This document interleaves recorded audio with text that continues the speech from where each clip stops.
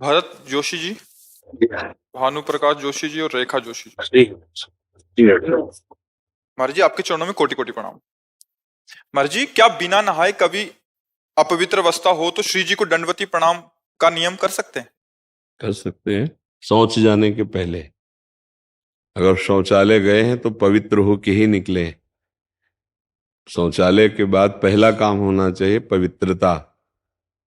हस्त प्रक्षालय रज से जरूर करें। साबुन आदि से तो कर ही ले, रज से करें। फिर वही वस्त्र सूती धारण करे जो धो सके। नहीं तो बाथरूम तो एक पर्सनल होते हैं कि आप उतना ही वस्त्र धारण करो जो धो सको। अन्यथा अगर वो वस्त्र शौच में पहन के गए और फिर बाहर निकलते हैं तो आप अपवित्र ही माने जाएंगे। वस्त्र का, शरीर का पवित्र होना उपासना में अत्यंत आवश्यक है। तो जब आप शौचालय नहीं गए तो आप नाम जप सकते हैं, आप मंत्र जप कर सकते हैं, आप श्री जी की दंडवत कर सकते हैं। फिर जब सेवा में पहुंचना है तो फिर स्नान आदि। अच्छा, गृहस्थी में यदि गृहस्थ धर्म का उपभोग किया है फिर स्नान के बाद ही कोई कार्य करें। पहला काम होना चाहिए उठ के नाम जप करो, जाओ स्नान करो, शौच स्नान, फिर कार्य करो। अगर आप संयम से रात्रि व्यतीत किए हैं, पवित्र नहीं है, तो आप कर सकते हैं।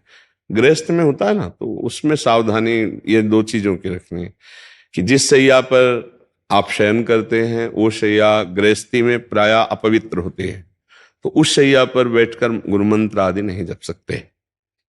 आप उसमें नाम जप कीजिए, फिर पवित्र होइए, फिर आसन पे बैठ के जप कीजिए। अब जैसे साधु महात्माओं की सैया होती है, परम पवित्र होती है, तो जगह जब मंत्र शुरू कर दिया, फिर शौच स्नान गए, फिर तो ये चीजें थोड़ा ध्यान रखने की बातें हैं। अगर आप पवित्र हैं तो आप दंडवती कर सकते हैं। आप अगर ऐसा तो फिर आप स्नान आदि के द्वारा, क्योंकि आपका प्रश्न सब गृहस्थों के लिए उत्तर होगा, तो इसलिए ऐसा। महाराज जी, क्या श्री जी की सेवा में दूध आदि को ठंडा करने के लिए फूंक मारना सही है या नहीं वो पवित्र नहीं माना नहीं जाएगा? नहीं, बिल्कुल नहीं। उसके लिए आप वो जो छोटे पंखे होते हैं उनसे किया जाता है। क्योंकि हम अगर आपको चेक करना है तो जैसे हम बात कर रहे हैं, आप ऐसे शीशा या कुछ आप रख दीजिए, कागज ही रख दीजिए, तो हम चाहे जितना संभाल के बोले छिट्टियां आ जाएंगी, क्योंकि इसमें रस निकलता रहता है। तो जब ऐसे करेंगे तो हमारे थूक के साथ कोई न कोई कण गिरेगा, वो अपवित्र हो जाएगा, भोग लगाने योग्य नहीं होगा।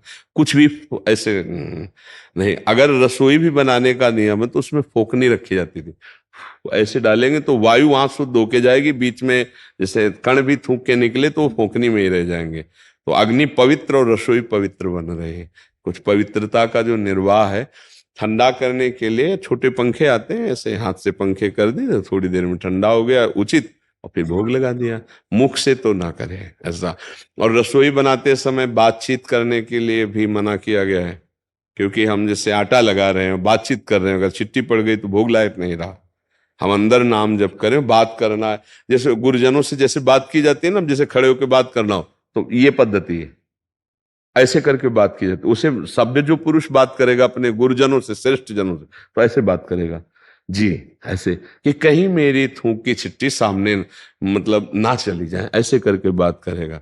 तो ऐसे ही हम जैसे रसोई बना रहे हैं, हमें कोई बात करनी तो ऐसे रसोई से हट के जी ऐसे बात किए, कि हमारी कहीं रसोई जो अमनिया हो रही उसमें कहीं आवाज के उच्चारण मात्र में कहीं थूक की छिट्टियां ना चली जाए। तो ये पवित्रता भाव सारा खेल है ना, मेरी श्री जी भोग पाएंगी, तो भाव है ना, तो ऐसा कर लो। महाराज जी, क्या श्री जी के प्रसादी पुष्पों को गौ माता को आहार के लिए दे सकते हैं? जरूर दे सकते हैं, अगर वो सम्यक पा जाए तो। अगर वो छोड़ देती हैं तो एक किनका भी प्रसादी पुष्प का जो श्री जी के श्रृंगार में लगा है, उस पे जब आपका पैर पड़ेगा तो सारे पुण्य नष्ट हो जाएंगे।